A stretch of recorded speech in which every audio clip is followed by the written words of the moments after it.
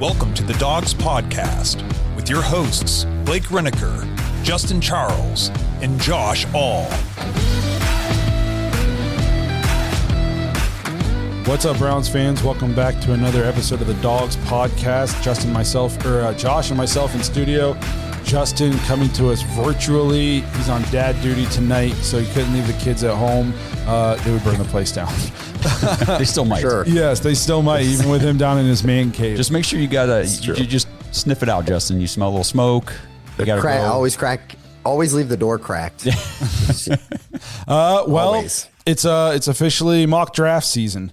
Yeah. Unfortunately. Last week we had a week of joy and hope, and that's what the Browns do to you. They give you just this sliver of hope. You know, they tell like people who have prisoners and like who torture people for a living, they say you don't just tell them you give them a little bit of hope, and that little bit of hope is like the most torture. The Browns got the memo. Holy crap! They just give you They give you very dark connection. Instead of just killing us quickly, they give you that little bit of hope to keep you coming back, and then they squash it. But then they're like, then there's just that little sliver again, and it's just what keeps you going. And it's a long, brutal, painful death. So to keep with the dark, I wasn't going to say any of this, but with the dark theme, I did see some. I forget who it was posted on Twitter. They said the Browns coming back to Cleveland back in '99 was like the real life version of Pet Cemetery. Like, you thought you were going to revive the animals, but what was the quote? Some things are just better left dead. Yeah. Yes, we should have left them buried. What we brought back was an abomination, is what it said. But we got a not fun episode to get into, but we're going to give you all of our thoughts on the game. I'm having some audio issues in my ear, so whatever, we're just going to roll with it.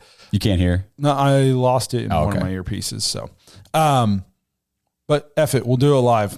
I bet you we get through this better than they got through the game yesterday. I guarantee it. Yep. Before we get into the episode, I do, obviously not a fun day yesterday, but the weekend as a whole, I want to give a big shout out to the Berea Browns backers and Grindstone Tap House.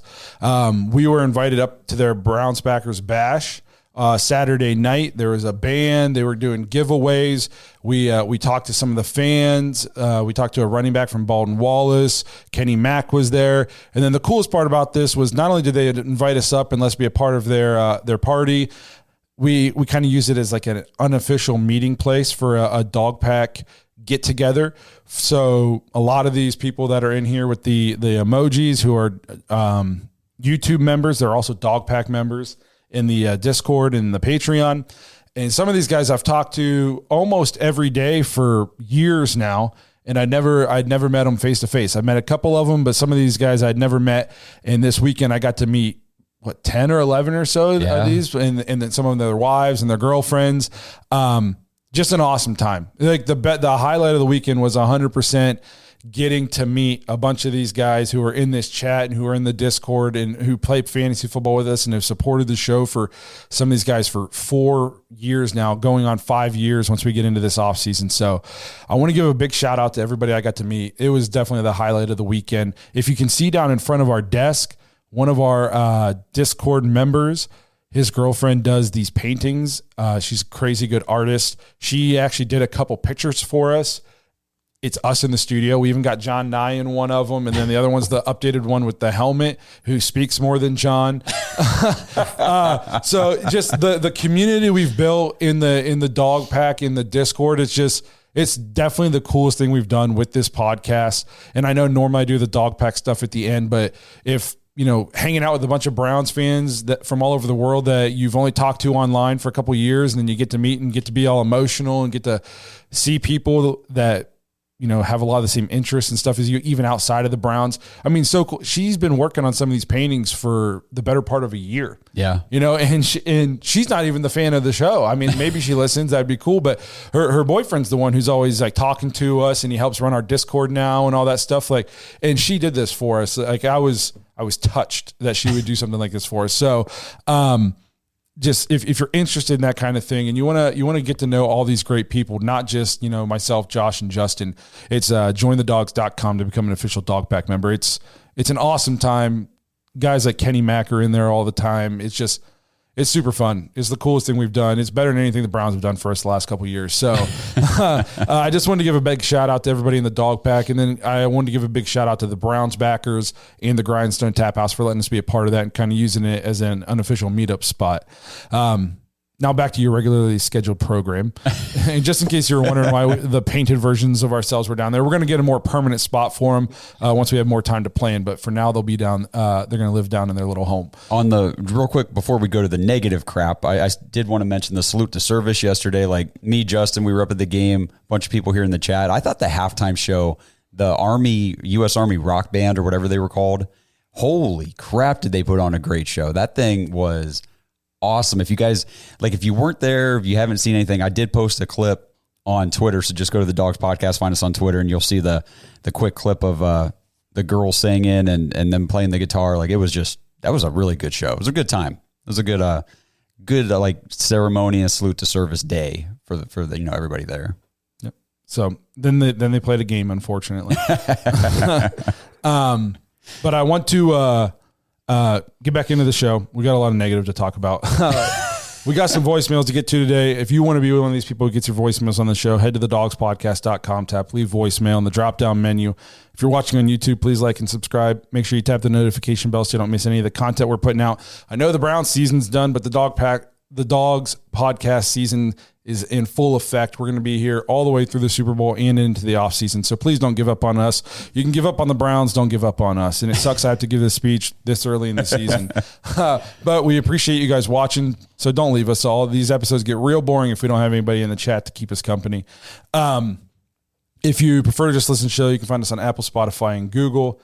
And if you want to find us on any of the social media platforms, just search at The Dogs Podcast. I already talked about the Discord.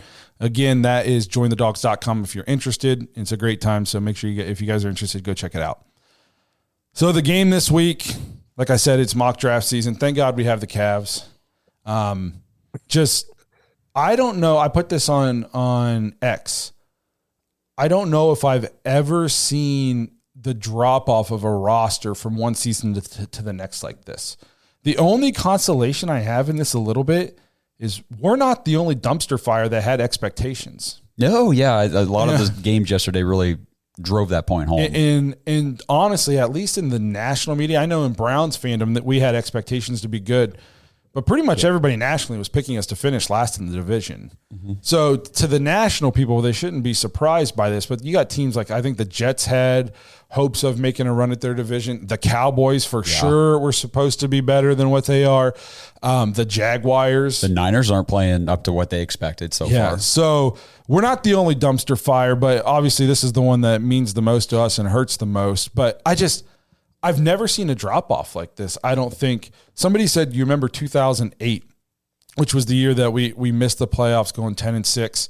And we were one of the hot Super Bowl picks the next year. And I think we won 3 games with Romeo Crennel. That's about the only thing I can compare this to. Every other year was Stefanski. If we were great, we were not great, but if we were good one year, the next year we struggled. It was a Baker injury. It was having to deal with, using Jacoby for 11 games, and then Deshaun having, 6 games of rust or whatever it was. So there's at least been maybe some expectation that you weren't going to live up to what you did the year before, or at least in the season, something catastrophic happened that let you know that it wasn't going to go well. To just come into this season with your quarterback was supposed to be as healthy as he'd been in a couple years. He was in all the offseason workouts, revamped offense, all this stuff. And then to just be this bad all across the board. The defense is about the only thing worth 2 shits on this football team. And I know they had some bad moments yesterday, but for the last 3 weeks, they've been pretty darn good. And for all of about 3 plays, they were stellar again in this game. Kenny Mack in the chat said Denzel looked lost. Hey, Kenny, we went and looked back at the stats and everything from yesterday. It was the one play. Denzel gave up the 66-yard touchdown to Quentin Johnston, total blown coverage, wide open down the sideline. Other than that, he was charged with giving up 1 reception for 1 yard the whole game.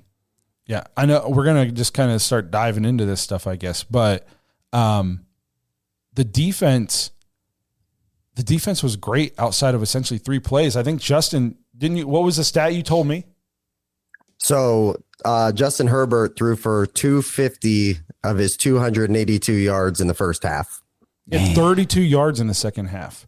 And Correct. obviously, they were up and they're going to run the ball more and all that stuff, but not right out the gate. And what's even crazier is if you look at that breakdown a little more, he had 130 some passing yards on 3 plays. Yes. So almost 50% of his yards were on 2 mental communication breakdowns in the secondary, and then just a fluky lateral play before the half. That was almost all of their offense. Which you can't even really, I mean, I know it counts in the stats for Justin Herbert, but like you can't really even count that as like a pass, because it was a pass, then it was just hook and ladder a whole bunch of times down the field. So really, I mean, he had 2 big plays and it was the 2 touchdown passes. Other than that, it didn't do a whole heck of a lot. He opened the game with like a 15-yard strike to Ladd McConkey. And then there was a couple other like minor chunks here and there, but for the most part, I think we did a pretty good job defensively. We sacked him 6 times. Yeah, like I don't want to take anything away from the Chargers. They were opportunistic and they capitalized. We made mistakes. They scored 27 points, most points I think they scored all year, and definitely above their average. Was it the most they scored all year? Yeah. Oh yeah, we just gave up 27. That they've scored 26 twice, and that's the highest they were before this. So, but their offense was kind of who we thought they were.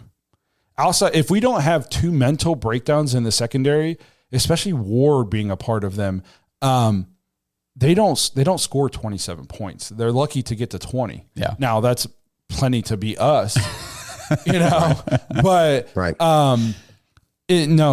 So the defense played great. Like you said, we pressured him. If you just would have looked at the numbers, you would have thought, the Browns, this was at least a close game. Pressured him a ton, 6 sacks. I mean, I just don't, the offense, the regression, the regression of Jamus Winston from last week to this week. And I know he could have threw a bunch of picks last week, but he still also made a lot of really good throws last week. Like he could have been 334 for 3 touchdowns and 3 picks last week. I get that. But he wasn't, because they dropped him, but he still would have had a shit ton of yards passing last week, even if he threw the picks. This week, I don't know what happened. I don't know if guys weren't open. On NFL Plus, the All 22 is not up yet, so I haven't got to watch any of it. But at least on a couple of the TV replays, it looked like he had guys open, at least on some of them. I don't know about on a consistent basis, so I don't want to come in here and say there were guys running around open all day. But I think you put in the notes he was sacked. How many times? 6. And only 2 of them were attributed to offensive line. The rest, according to PFF, the other 4 were on him. So here's some Jamus Winston. If you want to talk about last week to this week, it's been crazy. So this week he had 56 dropbacks in the game. This is not what I expected when I went and looked at the stats. 40 of those, he was kept clean. He had a clean pocket in 40 of his 56 dropbacks. He was 23 for 38, 227 yards, and all 3 picks came from that clean pocket. None of the picks came when he was under pressure. He was only pressured on 16 of those 56 dropbacks. They only blitzed him 8 times the whole game. He looked like he had no idea where to go with the ball. So I don't know if there was just nobody open, but what killed us is we couldn't run the ball at all. Right. So then they just sat in their too high safety look, and we did nothing to get them out of their base defense, like their bread and butter. Yes. And they just did they even kept talking about it on the TV broadcast. The Chargers defense from the first play to the last play, they almost did nothing different. It was like they ran the same defensive play all 60 plays or whatever it was. And there was nothing we could do to force them to change it up. Well, so I was looking and I'm like, hey, why did it look so different last week? One thing I found was last week we ran play action pass 30% of the time. This week, 9%. It almost felt like last week. I know Ken Dorsey called plays last week, but did it not feel more Kevinish last week? Yes. And then we got another week into the Ken Dorsey era, and all of a sudden there was nothing of what we did well last week. Yep. Like that, I don't know if people were open or not, but we didn't run the ball great against the Ravens either, but we were committed to it more. and it made the defense obvious. The Ravens defense, that's my biggest takeaway from this game, is how bad is the Ravens defense? Yeah. That's what I said at halftime. I was watching this game, and I'm watching us struggle to get inches. And all I could think was, man, the Ravens defense has to be pitiful if this offense had the game they did last week. Yeah. You're not wrong, man. Because the Chargers did whatever they wanted to us. We looked so flat in the lack of discipline. We just talked about last week how Kevin being that CEO role, things felt more crisp and we looked more ready. And then this week we get a big first down and it's a legal procedure penalty because Jerry Jeudy goes in motion and he takes 4 steps towards the line of scrimmage before like that. All that's just focus. That's lack of focus. That's an unforced error that took away a first down. And I'm pretty sure we went on to punt. And I don't know what to do about that other than, I mean, if I'm in high school, you just don't play them or you make them run until I'm tired of watching them run, but I don't know what to do. I don't know how you handle that in the NFL other than just start reverting to some old school discipline tactics, chewing their asses out, screaming, yelling. Like, I don't know what you have to do because that is just inexcusable. Every wide receiver from Pee Wee football to the professional level knows you can't, this isn't Canadian football. You can't move towards the line of scrimmage in your motion. And when they called the penalty, I was like, how ticky-tacky is this going to be? And then they showed the replay. It was not ticky-tacky. It almost looked like he went in motion and he came back and he was going back up to the line like he thought he needed to be on the line. Yeah, I remember that play. You're right. That is how it looked. And like live. Yes, like he didn't know, like he was confused about what he was supposed to do. And then if he's confused, why are we confused? We've been confused all season. That's been my biggest thing. The season's halfway done. Yeah. How does he not know what he's supposed to be doing? So it's either a lack of focus or he doesn't know, like, oh, I'm going in motion. Then do I need to get back on the line? Do I need to be on the line or off the line? Well, newsflash, if you started off the line, and if nobody else moved, you probably don't need to get back on the line. That's right. Because you were never on it to begin with. So, but if he doesn't know what to do and people are this confused, what are we doing? The season's halfway done. Yeah, it's bad. Justin, what are you thinking, buddy? No, just to touch on what you're talking about, and at 2-7, how much interest are you really going to get from the guys? You know what I mean? Some of them are probably, I'm not in the locker room, but I'm guessing there's guys that are already trying to figure out what they're trying to do at the end of the year. You know what I mean? I know they're professionals and, and all that, but like, this is heading towards about as a rebuild as it can get. You know what I mean? I was optimistic after last week and I was like, hey, that was a nice win. And then you come in this week and it was almost like we just used all the last juice up, it's a tough weekend. You got Jimmy Donovan and everything going on. Maybe that was just one last, hey, we're playing the Ravens. Let's punch them in the mouth. Let's go get a W. But it looked very, very, very dysfunctional on Sunday. This episode is sponsored by Manly Bands. Dog Pack, it's hard to believe, but the holiday season is here. Ladies, treat your men, and men, how about treating yourselves? Manly Bands is having an early Black Friday sale, 30% off site-wide, plus you get an additional 25% off when you use promo code DAWGS, DAWGS, when you check out. But don't wait, this sale will be ending soon. Guys, if you're getting married soon, you need a wedding band, or if you've been thinking about replacing or getting a second wedding band, Manly Bands is the best place to find bands made for men. Now, they've got your standard gold and white gold bands, but guys, they have some very unique materials and collections to choose from. Tungsten, tantalum, titanium, carbon fiber, even materials like meteorite, antler, and dinosaur bone. Yes, the bands are actually made from dinosaur fossils. They have rings made from Jack Daniel's whiskey barrels. They have a Fender guitar collection, a DC Comics collection, Lord of the Rings. There is so much to see. You just have to go to manlybands.com and use promo code DAWGS for 25% off your order. Manly Bands will send you a free ring size guide if you're unsure of which size you need, and every Manly Band comes shipped with a free silicone band so you can swap it out whenever you're working or playing hard. But don't wait, the early Black Friday sale won't last long. Get 30% off site-wide right now, plus an additional 25% off with code DAWGS, DAWGS at manlybands.com. At Kroger Pharmacy, CARE is making it easy to get vaccinated. CARE is helping you stay protected from flu, COVID, and RSV. Seasonal vaccines are available 7 days a week with evening hours. CARE is giving you a shot at staying healthy this season. Walk in whenever is best and get multiple vaccines in one visit at your local Kroger pharmacy. So come and get the protection you need while protecting those around you. Kroger Health, a world of care is in store. Visit Kroger.com/vaccines for more. Restrictions and exclusions apply. See site for details. No, what really pisses me off about this is even at 2 wins, the season was still alive in terms of having a chance. If all we needed to do was win and the Vikings win, and we would have been in a wild card spot. And obviously you got to win a lot more games than 3 to secure it, but you're in the driver's seat at least. Like, you have a shot and you control your destiny because you play the Dolphins and you play the Bengals down the stretch. Yep. And you come out, and this was essentially a playoff game, and they laid an egg. They looked completely not ready to play. And what is even more irritating is the Vikings won.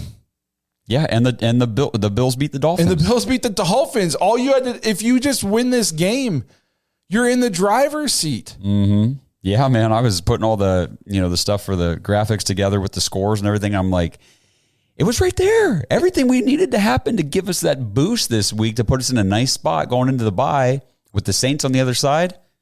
We just like we didn't even care. It's the story of the season so far in terms of just missed opportunities. We played all these teams early in the year that should have been the games that you at least looked better in and should have won some of them. I'm not, again, there's no cakewalks in the NFL, but there are games at the beginning of the year that there's no doubt the easy part of our schedule is done. If we don't get a win against the Saints coming out of the bye, I'm saying it right now, the Browns will not win another game this year. There's no games. I look at that schedule. We can't score on anybody not named Baltimore. Okay, we have the Saints who are playing like they're playing as bad as we are. They just fired their head coach today. They just fired their coach. That's how bad they're playing. Then it is Steelers, Broncos, Steelers, Chiefs. I'm not lying. We might score 12 points combined in those 4 games. I don't know if we'll get yards against the Steelers and the Chiefs. And the Broncos defense is pretty darn good too. They're good. Okay. Yeah. The next team we play with a bad defense is the Bengals. And by that point, our season's going to be so far gone. Who knows who will even be playing? And it's at the Bengals. And if they string together some wins, maybe they're still in the hunt for the wild card. Since, the AFC's so down, they're going to have stuff to play for. Our season's going to be done because it already is. I will not pick us to win any more games if we don't get a win against the Saints. This is going to be a 2-15 year. Trey in the chat says, I'm going to the Dolphins game. So Blake, can you just have a little hope that they can beat another 2-7 team? If Tua is still playing, I would not pick us to win. If Tua is hurt again by then, maybe we have a shot to win that game. That would probably be the only one left on the schedule that I think, just because it's going to be what we project to be cold weather in Cleveland. Yeah, in Cleveland. That's where I think maybe we're able to squeak out some sort of, hey. They have a little experience. They go up to Buffalo, though, and they play Buffalo tough up there. So it's not like wrong. That they're completely... And New England. Yeah. So it's not like they've never been in a cold weather game before. Oh, no. But it's definitely an advantage not to have to play them in 100-degree heat. Yeah. With all their speed. Mm-hmm. I know we have some voicemails. We want to get to one of them before we just get too far into this thing. Yep. Here's Kenny Mack. Yo, guys, it is Kenny Mack, and we are heading past Watertown, almost home. What a great first Dogs podcast weekend that we had, man. The Cavs were fun. Meeting you guys were fun. The Browns backers bash was fun. We had a great time, except for one thing, the Cleveland Browns, man. I kind of can see them having that letdown. I thought overall, aside from our tailgate, because somebody was passing around Helltown Loggers bourbon shots, other than that, I thought it was kind of tame. I think people did know what to expect out of the Browns. I think more people were starting to believe as the day went on that maybe this might be kind of a fluky thing, beating the Ravens. And I just thought the overall energy was low. We've been saying it in the Discord today. There wasn't many people at the actual game. lots of empty seats, and the Browns didn't disappoint. The guys didn't show up because they kind of did what they were doing the past couple games. So, but what I mean by that is just not efficient, blocky, energy wasn't there, whole-hell effort on offense especially. Defense did the best they could without their linebackers, but man, 2 big blow-ups in the secondary. I don't want to bitch anymore, guys. Had fun with you. Let's go, Browns. Kenny still sounds a little sauced up. Yeah, I tell you what, I might still be a little sauced up, bro. It was it came at you fast, but he's not wrong. I mean, when I was like planning to go to the game and everything, a couple of weeks ago, I was like, I told my wife, I'm like, I don't even want to go to this game anymore. Like the team sucks. It's going to be November. It's going to be cold. It was supposed to rain all day. Like it was going to be a bad day. And then we win last week. There's all the hope. And then I'm checking the forecast through the week, and that rain all of a sudden magically goes away. It's sunny, 65. It was beautiful in Cleveland yesterday. It was awesome. And he's right. The energy was low, empty seats everywhere. By the end of the third quarter, that place was, what do you think, Justin? 30% full? I mean, yeah. We hit the escalators going down from the 500 section, and I mean, the mass exodus going back up the ramp, you know, to the parking lots and stuff was like, oh my gosh, it looks like the game just ended. But there's still another 15 minutes to play. Going to the game, like, we're talking about going to the game. I barely bring myself to watch the game at home. It's almost not worth the argument anymore. You know, like I quit watching this week and started doing dishes. I was like, well, maybe I can at least get some brownie points. I'm not going to watch this. This is garbage. You know, like I could have went to this game. There's been a couple other games I could have went to. It's not freaking worth it. I'm not spending my money, my time, my energy, my effort to go up there and sit in the stadium and watch this. It's awful. It's not even, there's been one game this year that's been enjoyable to watch. It's not like we're losing in Eric Mangini's second year where we might only won 2 games, but at least we were kind of fun to watch. Yeah. No, we're pitiful to watch. There's nothing redeeming about this team. Guys we like are playing poorly. Nobody looks engaged. It's just, it's so bad on so many levels. The special teams, what happened to the special teams? And we look terrible on special teams all year. We can't return a punt. There were a couple punts yesterday where I was like, oh man, he's about to break this. We might get a 20, 30 yard and he gets 1 yard or loses 3 yards. Like, where are you going? I don't understand what we're doing. And a lot of, so your special teams players, typically, you know, they're not your starters. You know, your starting offense and defense typically aren't playing your special teams. So if you have bad special teams, sometimes then that tells me your depth isn't as good as what you thought it was, because the players you're putting out there aren't as good.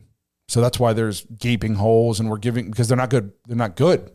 Yeah. And so I don't think our depth is as good as what we thought it was going to be. I really don't know what to do with this team. I think we're going to see at least 1 or 2 people traded this week. I think DTR is probably going to end up playing the rest of the year.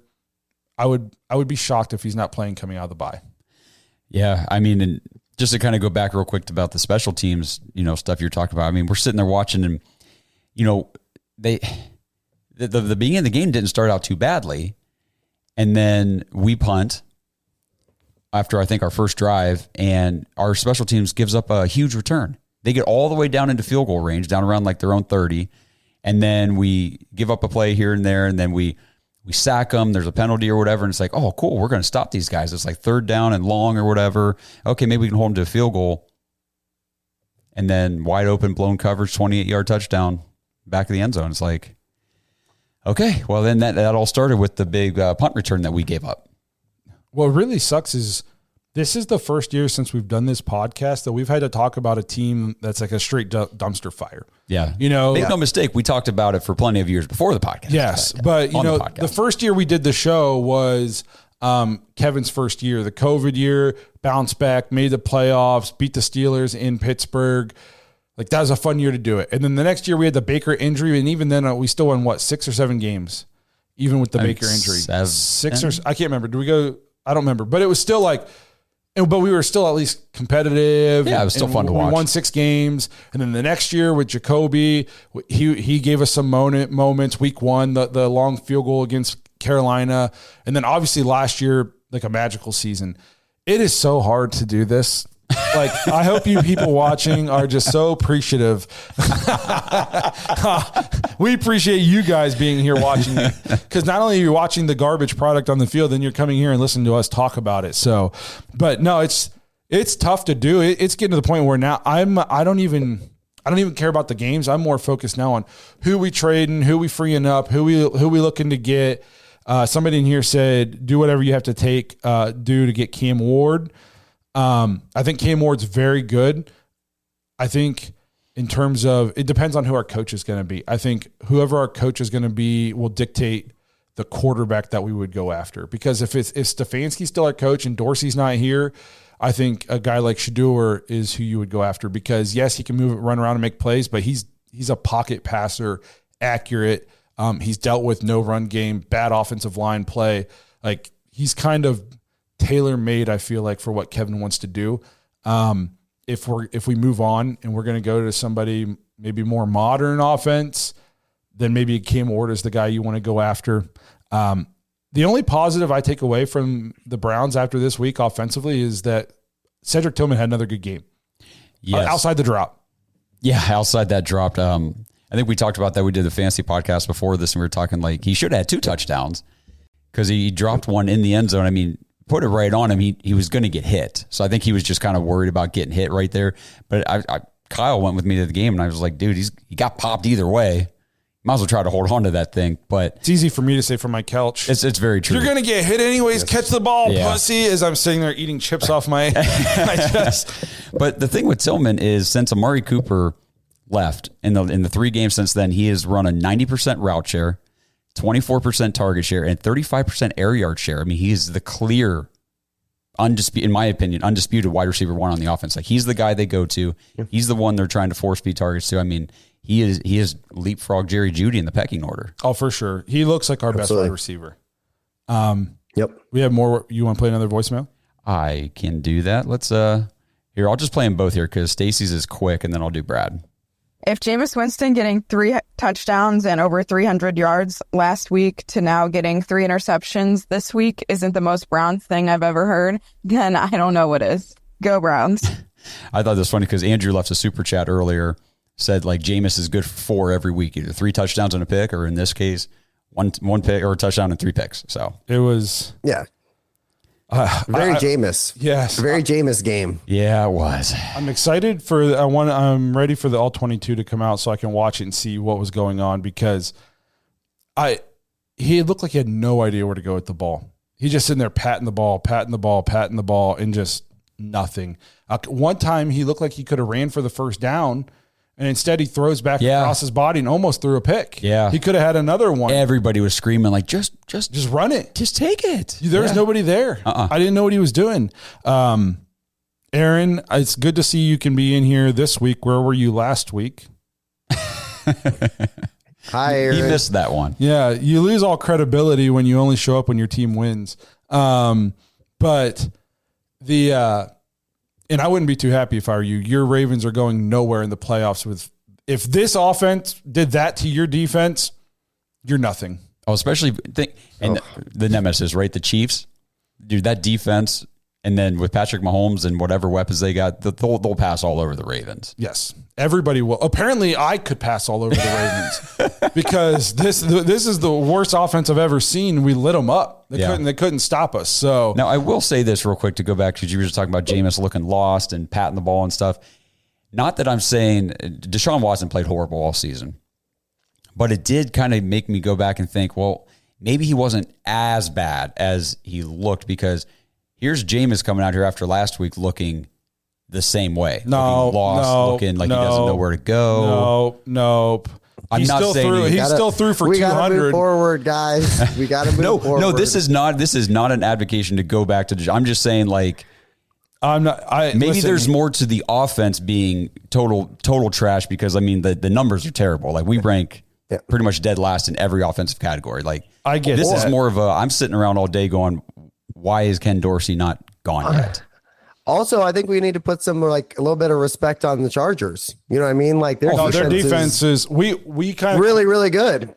We talked about their defense as being very good statistically coming into this game, but they hadn't played any really high flying offenses. So it was like, which one was more fool's gold, their defense or our offense? I think we found out in resounding fashion that it was our offense. Their defense seems pretty legit. We had some people in our Twitter mentions and on YouTube saying, like even Mahomes and somebody else who had talked about like they couldn't believe how good the Chargers defense was. Even when they played them, even if they won, like that's a very good defense. And they was like, it's clear you guys didn't watch a lot of the Chargers. Well, yeah, no duh. They don't. Turns out on my local Cleveland network, they don't play a lot of Chargers games, so I didn't get to watch. All I could go is I could look and see who they played. I can look and see some of the numbers. I know that's not, and just kind of go based off of that. And so I'm pretty sure we talked about it. It was we never said they were going to be a pushover. We just said they haven't played any high flying offenses. Are we for real on offense, or are we going to revert back to what we were? And we said we don't think their offense is going to be great, and I think they'll struggle to score. And outside of 2 fluke plays, we were pretty much spot on. Yeah, absolutely. So do we have one more voicemail? Yes. Good morning, Browns fans. It's Brad Moneymaker. Wow, I am hungover and hungover from this team being back to its old terrible self. Here we go again. Woof, woof. I don't know much to say. Jamus liked to throw it to the other team. Myles Garrett looked really good. Defense was doing okay until they like to blow wide open coverages. Just leave guys wide the fuck open. Yeah. We'll see who gets traded. I think some people are getting traded after that loss. And going in the bye week, you could maybe even see some people fired. Who knows at this point? Well, guys, as always, look for the show. It was great seeing you all this weekend. A lot of fun. Just wish it was a Browns win. Oh, well. Here we go, Browns. Woof, woof. Yeah, hanging out with Brad Moneymaker in person was awesome. All of you guys, it was awesome. So before we get into talking about like firings and trades, because I feel like that's the kind of direction it's going to go. One thing about the defense that is a little bit telling to me and about just kind of where we are as a team. So J.K. Dobbins averaged 6.1 yards a carry. He had 14 carries for 85 yards yesterday. We talked about it at length on the live show from the Tap House. Outside of his first 2 games this year where he went off, he had 2.9 yards a carry, 2.3 yards a carry, 3.8 yards a carry, 2.9 yards a carry, and 3.4 yards a carry. He had not been gashing people the last 5 weeks. He was living off of 131 rushing yards in week 2 against the Panthers and 135 rushing yards in week 1 against the Raiders. So you had to think coming into this game, playing a defense that had just shut out Saquon and shut down Derrick Henry, like they were going to struggle to run the ball against us if we're as good as what we think we are. No. He averaged 6.1 yards a carry and had 2 touchdowns, and he had his fourth highest output of the season. But he did it on even significantly less carries. So he had 135 in week 1, 131 in week 2, and then his third highest game was 96 against Denver, but he did it on 25 carries. He almost eclipsed that in 11 less carries this game against us. So when you just start kind of looking at next level things, it's like, well, the Browns are who we thought they were. They gave us some false hope for a week. We thought maybe we were going to right the ship. No, we're a 2-win football team, and I think we're going to be lucky to become a 3-win football team.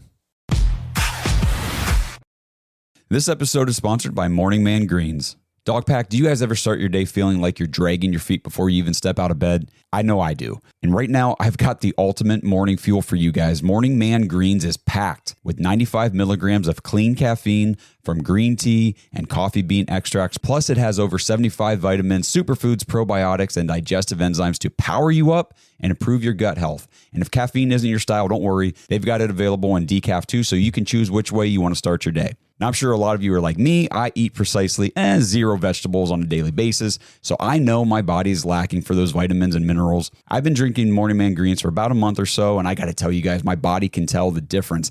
I have more energy throughout the day, my digestion has improved, and I swear I've been sleeping better too.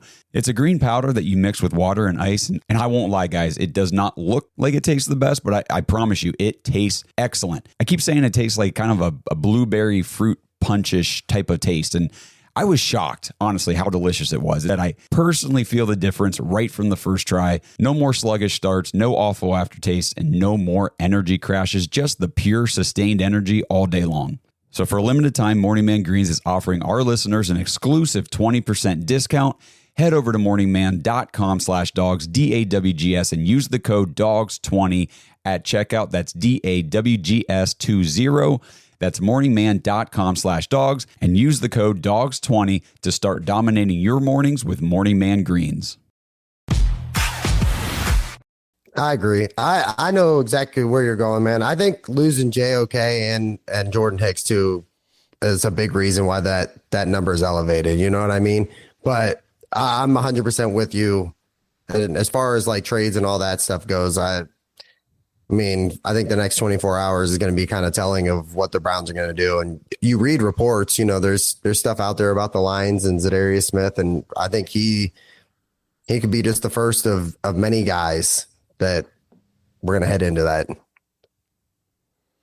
No, so I guess we can kind of talk about, obviously, Zadarius Smith to the Lions. Everybody's saying, like, I'm hearing that's basically done. What's the poll say? So I did a poll for the show, who's most likely to get traded. I did not put Zadarius Smith in there because that's pretty much a lock to happen tomorrow. So it was Myles Garrett, David Njoku, Greg Newsome, or other. Leave a comment. 29% said other. I didn't see a whole lot of comments, but I might have missed them on who you thought they were. But Greg Newsome's leading that poll at 51%. What's crazy is Greg Newsome might be playing our best corner outside of Myles Garrett. What happened to Martin Emerson? Dude, he's having a rough season. Major regression. Yes. So I read an article today on ESPN Plus from Bill Barnwell about the what's going wrong with like the most disappointing teams was us and I think the Jets and the Cowboys, and I forget what the other team was. And he was talking about our defense, and he said the defense really isn't playing that much worse than they were last year outside of one very important category. They're not forcing any turnovers. Yeah, none. Last year we feasted on teams, especially the last 5 games of the year. We forced like 8 turnovers in the last 5 games or something like that.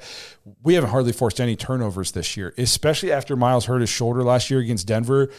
There was a significant drop-off in our defense in terms of EPA and stuff like that, but we still forced a ton of turnovers, and we were still ultra-aggressive, and we scored with our defense. He said you can't necessarily expect to do that, and having a drop-off like this year isn't unheard of. He's talking a little bit about the last few teams to lead the league in interceptions one year, and then on more than one occasion the next year they're at the bottom of that kind of statistic. You just can't bank on that kind of stuff. You get balls bounced one way and another way, and it's raining for more of your games. Like, that's just not something you're probably consistently going to do every single year. So the defense outside of that isn't playing that much worse than they were the last 8 games. We're just not forcing any turnovers. Well, and one thing too, like, we're not scoring on offense. Last year, yeah. like, we would score on offense, so the defense had that luxury of, like the pin your ears back mentality that go get them, and teams were kind of playing catch up. Not this year, man. We're the ones playing catch up, but we go 3 and out all the freaking time. Yeah. We're going to break the record for 3 and outs in the season. How rough is it? This is like another week of Myles Garrett has like a huge game, like 3 sacks, and it's completely irrelevant. You know what I mean? Like, that's how crazy things are right now. And they were like great sacks, and it's like they put it behind the sticks so far, and then they would come right back and get a big play and get the first down. Yeah. Yep. When I'm thinking about guys who are getting traded, we see somebody down here said, do we think Denzel Ward's on the trade block? Part of me wants to say, I don't know if I don't think it's going to be a total fire sale, but man, based on what we've watched for every game except for one this year, why wouldn't everybody be for sale outside of maybe a Myles Garrett? The biggest names I've heard are Zadarius Smith. I heard some David Njoku rumors to the Commanders. Man, I would be heartbroken if Njoku got traded. He's definitely one of my favorite Browns players. Yeah. And the biggest takeaway for me in this regard is it almost feels like an end of an era. Like we had this window of, Miles and Chief and Ward, Chubb, and like we had like this window where it looked like as an organization we were turning the corner and we were fun to watch and we had hopes and aspirations and goals. And it almost feels like this loss just slammed the book on that. And now it's back to ground zero. We're starting over. Who knows? Are we going all the way back to scratch and we're going to be starting with a new GM and coach and coaching staff, and just how are they going to take it to the studs, or are we just giving it a facelift? I don't know what their thoughts are, because the problem with taking it to the studs, and Jack Duffin talked about this, is the way they've operated in the salary cap and pushing the money. He said, if you were to get rid of these guys and get rid of AB and these players, the next GM coming in is going to not have a fun time. And especially initially, a lot of this was predicated on keeping, Stefanski and Andrew Berry together, and these guys playing well enough to justify extensions and restructure so you can keep paying out in cash and kicking the can down the road and keeping your window open.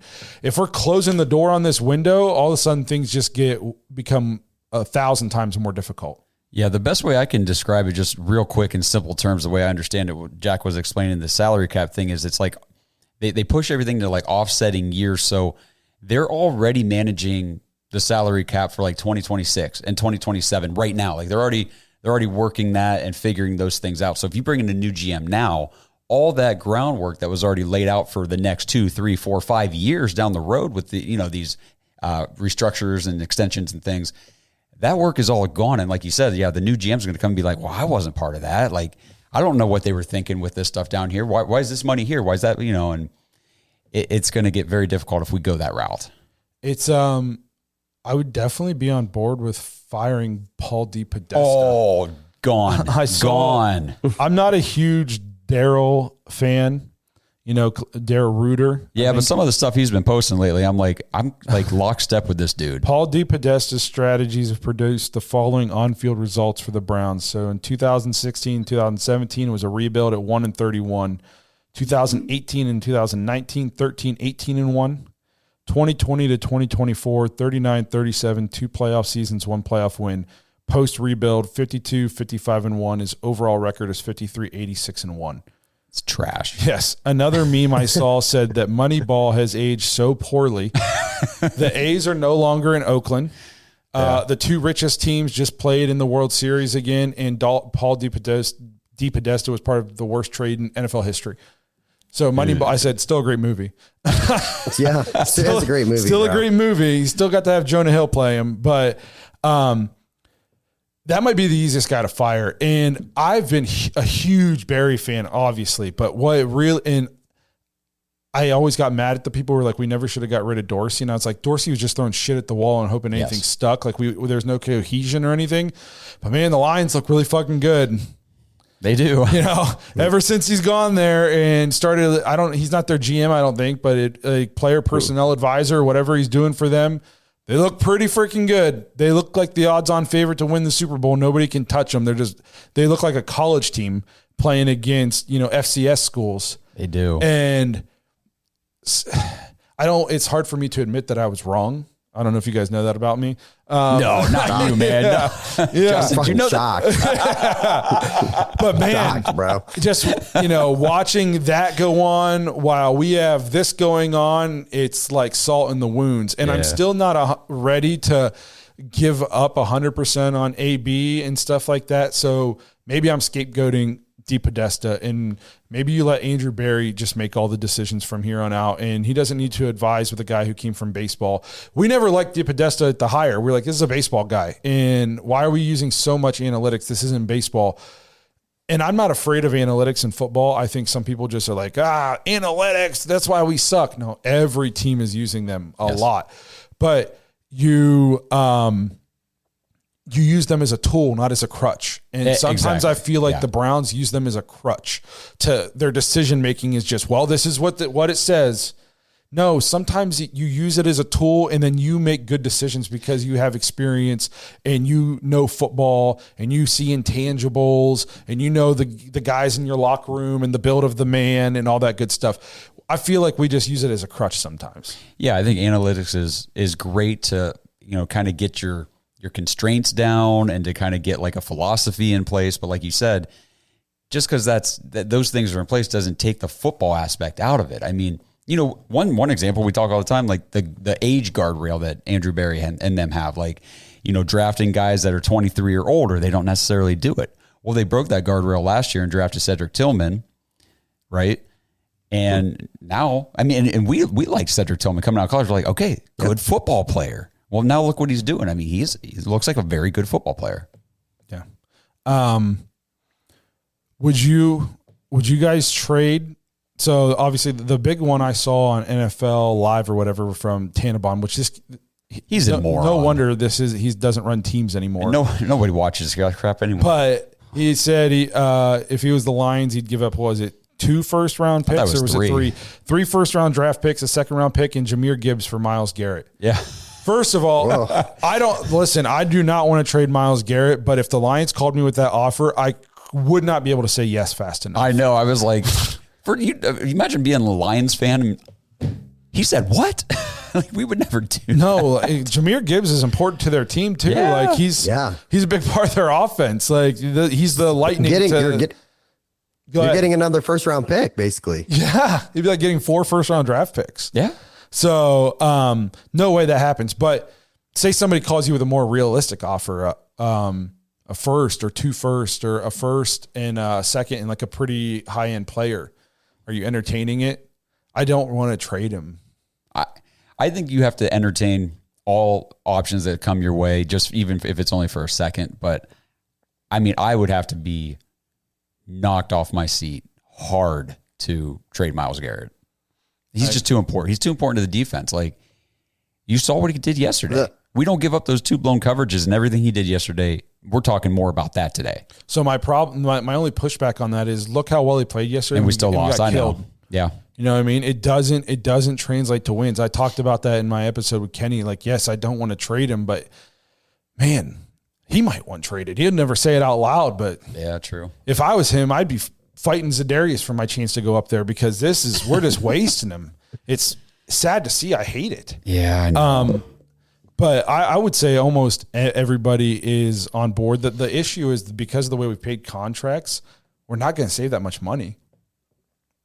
We've already with Myles. Yeah, with Myles and just a lot of these guys. Okay, so real quick, I guess I'll just mention that. So with Myles Garrett, the only reason to trade him would be for the draft capital or the player equity, whatever you're getting back, because he's a $19 million dead cap. He's a $20 million cap hit. We'd be saving over a little over $1 million with a $19 million dead. It doesn't make a whole lot of sense. It's the same type of situation with Denzel Ward. That's why I don't think he gets moved. The guys that I listed in here, based on their contracts and the dead cap and all that stuff, that makes sense to. Now, not all of these guys are getting traded, obviously, but you could see maybe Wyatt Teller, $4.5 million saved, not a big dead cap. Conklin, $6.2 million saved, not a big dead cap.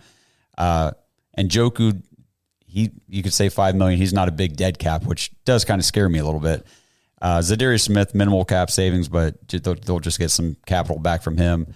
I put Jed Wills in here, but nobody's trading for him. Newsome, Thornhill, Elijah Moore, Shelby Harris. Who knows? Maybe even Jamus Winston. If one of these teams that needs some quarterback depth because their starter's banged up or whatever, who knows? And the issue is a lot of these guys aren't going to get us back a ton of draft capital outside of Myles. I mean, even Njoku, who I think is a top 3 to 5 tight end in the league, we'd maybe get a third, maybe a third or a fourth for a tight end. So it's just like the Jed thing. Jed puts the vibe I get out of Jed is once he's not on our team after this year, we're not going to hear from him anymore. He'll be on teams as like a backup, but you're never going to, it's going to be Cam Irving. He's just going to be on a bunch of back teams as a backup, and you'll see him. And we'll be watching Monday Night Football one time, and the team starter will go down, and Jed will come in, and we'll be like, oh, holy shit, Jed's in the game, and he'll give up 3 sacks. and we'll be, you know what I mean? Like, that's exactly the way I see the rest of his career going. I agree 100%. I guess then when we talk about coaching staff, before we wrap this up, how do you guys feel? Like, I didn't want to blow it up. I was talking about if it continued to go off the rails, we might have to blow it up. And then we had last week, and I said, thank God we had this week because I didn't want to get rid of all these guys. And then we have this, and now I think we're staring 2-15, 3-14 at best, most likely. Can you bring a coaching staff back after that? No, I mean, he's built up, you know, a good career up until this point, but is it gone so far off the rails that you can't bring him back? I think if you're a Kevin Stefanski guy, I think best case scenario for this season now is pretty much everybody gets fired around you, and you and Andrew Berry are able to continue doing what you're doing.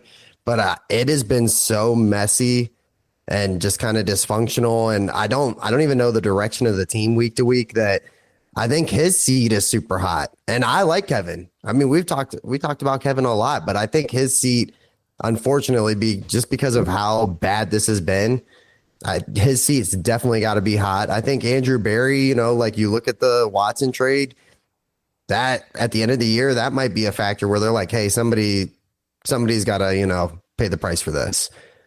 But I mean, it is not good, and it's not going to get better. For me at this point, and we'll see how the rest of the season goes. Maybe I'll feel differently depending on what transpires, but everybody who had a hand in this new offensive coaching staff, redesigning this offense that is nothing but confusion and 32nd in the freaking league and everything, needs to go. Everybody needs to go. I would keep Kevin at this point. And I mean, I'm talking like if there's front office people that were like, hey, you have to hire Tommy Rees, fire that guy. Like the janitor who said, hey, what about this guy? Yeah. Everybody's got to go. Let Kevin just do his thing. I would love to know. And maybe this happened, but I would love to know that Kevin hired his own coaching staff, implemented whatever offense he felt most comfortable running, got the quarterback that he knew could execute it. So I agree, especially but to an extent, it's like we saw Kevin have his offense and we all said we need to modernize it. You know what I mean? Yeah. You know what I mean? So is he the guy, I don't know, is he the guy you want if you go get it like a Cam Ward, who's an athlete at the quarterback position who can make plays? That would be tough. Is Kevin the guy you want? Yeah. I don't know. And we've been huge Kevin Stefanski fans. I still think even if we do move on from him, he'll have a job in 10 minutes. But I don't know what you do. They just got extensions. I know. And I don't think we ever got details. I don't think it was ever made public, was it? Not that I ever saw. 3 or 4 years. I don't think around. we ever. If you're Jimmy Haslam, at some point, are you tired of paying money to people who aren't doing things for you? How many head coaches are we going to pay at the same time? You know what I mean? Like players in terms of, you know, in guaranteed money, he's got in escrow that he's paying that aren't playing. Coaches, multiple coaches. I mean, at some point, he probably wants to get a little bit of return on his money. So is he going to fire him? Is he going to bring him back? I also fear that just because you move on from him and you have a top pick doesn't mean you're going to get the coach that you want. And I'm not saying you should settle, but it doesn't look good that you have to fire a 2-time coach of the year winner, you know, 1 year removed from winning coach of the year. That doesn't – coaches talk. There's an inner circle. You know, there's front office people that talk to each other. That's not a good look. No, and you use Ben Johnson all the time as the perfect example. Like, he's not taking that job. Like the coach you want, Chicago, who has options, is not taking that job. Yeah, I'm just terrified as a fan of this organization to do this all over again. If I'm just being honest, you know what I mean? I'm in the back of my head, I'm just thinking, oh God, I really do not want to do this every 2 or 3 years for the next 30 years again. Because I've already got 30 years into this rotation of coaching and GM and quarterback. I really thought that we had some consistency going on. And then now I'm like, Jesus, we might switch up all three again. Yeah, it's one of those things too, is it felt like we were building something sustainable in terms of like we had our core and we had our core signed and we had our GM who was operating at a high level in terms of manipulating the cap. And it was like, not only can we be good now, but we're set up to continue to be good, down the future, as long as we're hitting on picks and, doing all the right things. Like, we're going to avoid the rebuild. We're not going to have to bottom out. Yeah. Well, so much for that. I guess we can only be wrong about so much. Don't let the haters hear me say that. But yeah, I feel the same way. It's like, I don't want to watch a rebuild. I mean, I guess there will be that initial excitement, but that's what I talk about. That's the hope. That's the hope that they use to torture you. And like, I don't know who the candidates are. I don't know who you go out and get. I know a lot of people talk about Vrabel. He's been here all year. You think he's going to want to stick around in this? There'll be better jobs available. There might be one available in Columbus if he wants to go there. It's just, I don't know who you go get. And what do you want? Do we want another offensive coordinator who we think is going to be the guy to unlock offense in the new age NFL, like a Ben Johnson? Or do we want to go get a disciplinarian guy like a Vrabel who's going to come in and change your culture? Like, and then do I trust Jimmy Haslam? And if he's still around, DePodesta to make that decision? I don't freaking know. I thought we were turning the corner. Now I don't know. And one thing I just real quick before we wrap it up, like, just food for thought, everybody. I know we always talk about, well, if we lose out or whatever, we get that top 5 pick, we throw Shador and Cam Ward and, some of these guys out there, but this is not a deep quarterback class. Not like it was last year. I mean, at least at this point. There's like 2. Yeah, there's like 2 guys. And right now, the Browns at 2-7 are picking 5th. If the season ended today, I mean, it's the Patriots, then the Jags. Neither of them are taking a quarterback, but they'll probably trade it if somebody wants to come up and give them a haul. Yep. You know what I mean? And then it's the Saints, need a quarterback. Panthers, need a quarterback. And then us. But then there's the Raiders right behind us at 2. And everybody's 2-7. They need a quarterback. Giants, 2-7, need a quarterback. The Titans, 2-6, need a quarterback. It's just, I feel like it's going to be a fight. There's so many teams that just suck right now, and they all need quarterbacks. We got it like a minute or two. One thing I've been kind of throwing out in the Discord, if Stefanski's back, would you sign Derek Carr as a bridge quarterback, especially say you can't get one of a Shador Cam Ward next year? Because obviously Derek Carr is not playing at a super high level since he's been in New Orleans. Nobody has. I think Derek Carr can play good quarterback. I'm not saying he's as good as he was maybe in year 2 or 3. You've always been a Derek Carr guy. Yes, but he's played for dumpster fire after dumpster fire, especially the guy's never had an offensive coach. Yeah, it's true. He's never outside of Josh McDaniels, which I am not convinced is an offensive coach. He thinks or even a coach. He's never played for an offensive coach.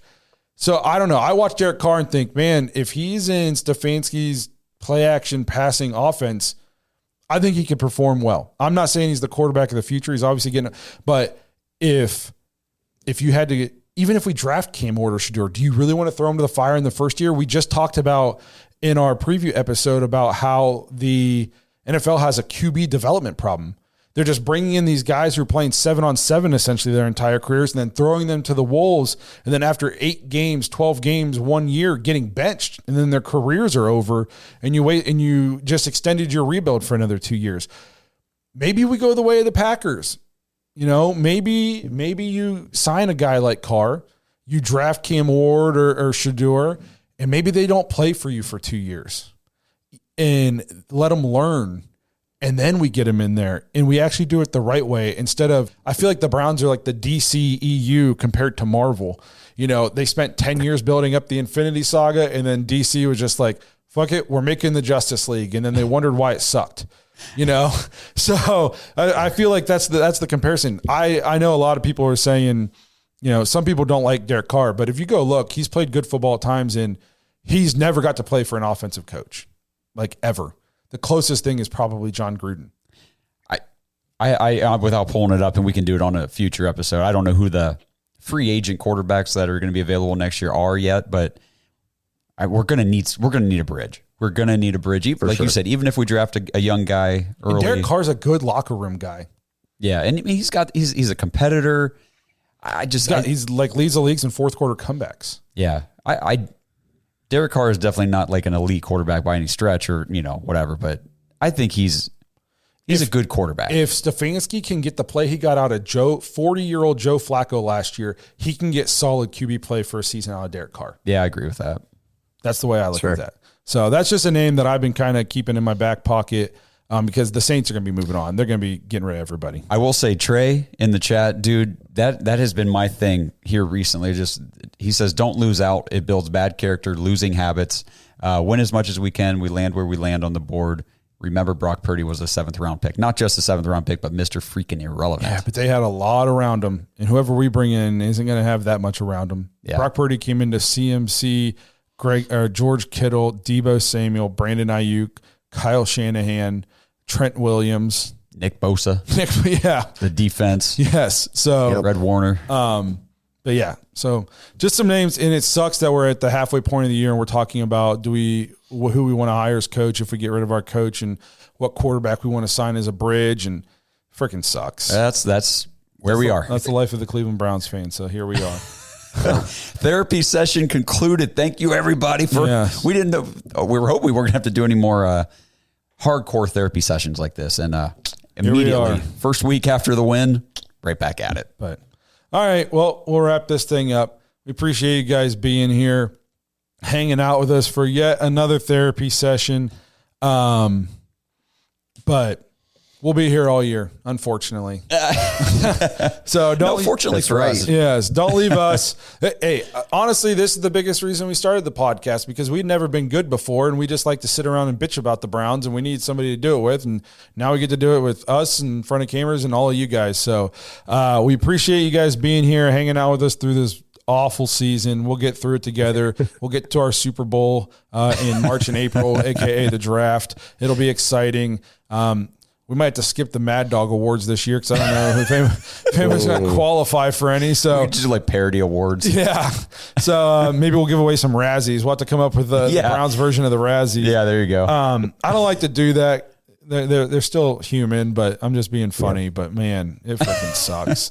But again, we appreciate you guys being here. Be on the lookout for our preview episode later in the week. Hopefully Kenny Mack and I can link up to do another episode. There's no preview episode this week. Oh yeah, it's a bye. So actually, hopefully we're going to get together with Blake's just in that zone, man, in the routine. I'm just trying to get through the season. No, the Bearded Browns. Yeah, we're hopefully we got to meet the guys from the Bearded Browns podcast. If anybody has a chance to go check them out, super nice guys. So we're hoping to maybe link up with them in the bye week and do an episode. So we'll get their input on what they think the Browns should do for the rest of the year. So be on the lookout for that sometime next week. And hopefully me and Kenny will put together an episode for you guys too. So again, we appreciate you guys being here, and go Cavs. Thanks for listening to another episode of the Dogs Podcast. Make sure you subscribe on YouTube and follow us on Twitter at the Dogs Podcast. Get your thoughts on the show at thedogspodcast.com.